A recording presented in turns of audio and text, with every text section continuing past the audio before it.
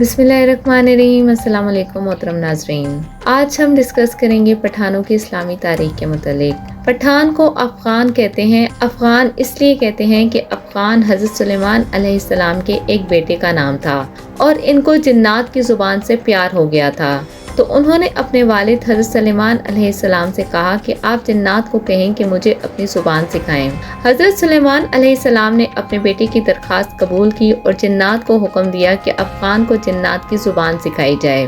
وہ زبان بعد میں پختونوں کے نام سے پہچانی گئی۔ پٹھان کی اصلیت اور قومیت کے بارے میں جو دلائل ہیں وہ یہ ہیں کہ پٹھان حضرت ابراہیم علیہ السلام کی اولاد میں سے ہیں اور حضرت اسحاق علیہ السلام کی اولاد ہیں، اور قومیت سے یہ بنی اسرائیل ہیں۔ انگریز مورخین لکھتے ہیں کہ پٹھان قوم ارجینیا کے ایک حصے میں رہتے تھے۔ ارجینیا کے لوگوں کا دعویٰ ہے کہ افغان یا پٹھان ارجینیا یعنی ہم میں سے ہیں، کیونکہ البانیہ کے اوغان جو کہ بعد میں افغان بنا ارجینیا سے ہندوستان کی طرف چل پڑے۔ ایک اور مورخین لکھتے ہیں کہ بنی اسرائیل قبائل بہت تکالیف اور مصیبتوں کے بعد افغانستان میں آباد ہو گئے۔ جب نبی کریم صلی اللہ علیہ وآلہ وسلم نے اسلام کی تبلیغ شروع کی اور لوگ چوک در چوک اسلام میں داخل ہونے لگے، تو اس وقت پٹھان قوم کا سردار جس کا نام قیس عبدالرشید تھا، اپنے پورے خاندان کے ساتھ حضرت محمد صلی اللہ علیہ وآلہ وسلم کی حضور میں حاضر ہوا اور حضرت محمد صلی اللہ علیہ وآلہ وسلم کے ہاتھ پر بیعت کر کے مسلمان ہو گئے۔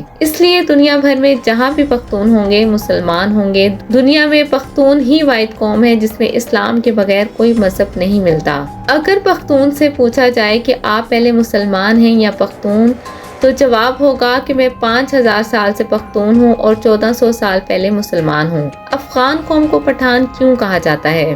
جب کافروں نے مکہ پر قبضہ کر لیا تو حضرت محمد صلی اللہ علیہ وآلہ وسلم نے حضرت خالد بن ولید رضی اللہ تعالیٰ عنہ کو حکم دیا، جاؤ اپنے افغانی بھائیوں کو جہاد کے لیے بلاؤ۔ حضرت خالد بن ولید رضی اللہ تعالیٰ عنہ افغانستان چلے گئے اور افغان سردار قیس عبدالرشید کو نبی کریم صلی اللہ علیہ وآلہ وسلم کا پیغام ارسال کیا۔ قیس عبدالرشید کی قیادت میں لشکر مکہ مکرمہ کی طرف روانہ ہوا۔ شام کو صحابہ کرام نے نبی کریم صلی اللہ علیہ وآلہ وسلم کو خوشخبری سنائی کہ افغانی لشکر کے آتے ہی کافروں کا قتل عام شروع کر دیا گیا اور تمام کافروں کا خاتمہ کر دیا، اور مکہ مکرمہ یہاں پورا مکہ نہیں بلکہ مکہ مکرمہ کا کچھ حصہ مراد دیا ہے، جس پر ایک دوسرا قبیلہ قابستہ کو افغانیوں نے فتح کر لیا۔ تو اسی لمحے نبی کریم صلی اللہ علیہ وآلہ وسلم کے مبارک زبان پر یہ الفاظ آئے بطان۔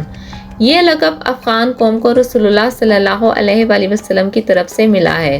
بطان لفظ عربی زبان کے ہیں، یعنی سخت ترین لکڑی جو سمندری جہازوں میں لگائی جاتی ہے، جسے سمندری پانی بھی کمزور نہیں کر سکتا ہے۔ یہ لفظ جب برصغیر پہنچا تو بطان سے پٹھان ہو گیا، جیسے کہ گوری غوری سوری۔ اس کے علاوہ جب حجر اسود جنت کا پتھر چوری ہوا تو افغان قبائل کے لوگ ہی اسے یمن سے بڑی مشکلات اور جنگ کے بعد واپس لائے۔ یہ بھی کہ احادیث کے مفہوم میں جس آخری جنگ غزوہ ہند کا ذکر ہے اور پیشن گوئی کی گئی ہے کہ خراسان سے کالے جھنڈوں والی فوج اٹھے گی جو ہند کو فتح کرے گی۔ پرانے زمانے کا خراسان موجودہ دور کے افغانستان کو کہا جاتا ہے۔ یہ بھی کہ پٹھان قوم دنیا کی سب سے جفاکش قوم ہے، چاہے روس، امریکہ، سکندر اعظم یا چنگیز خان کیوں نہ ہو، اس قوم نے کبھی کسی کی غلامی برداشت نہیں کی، جس کی تعریف اس کے بدترین دشمن بھی کرتے ہیں۔ اگر آپ کو میری ویڈیو پسند آئی ہو تو میری ویڈیو کو لائک کریں، میرے چینل کو سبسکرائب کریں اور مجھے کمنٹ کر کے ضرور بتائیے گا کہ میری ویڈیو کیسی لگی آپ کو۔ جزاک اللہ خیرہ۔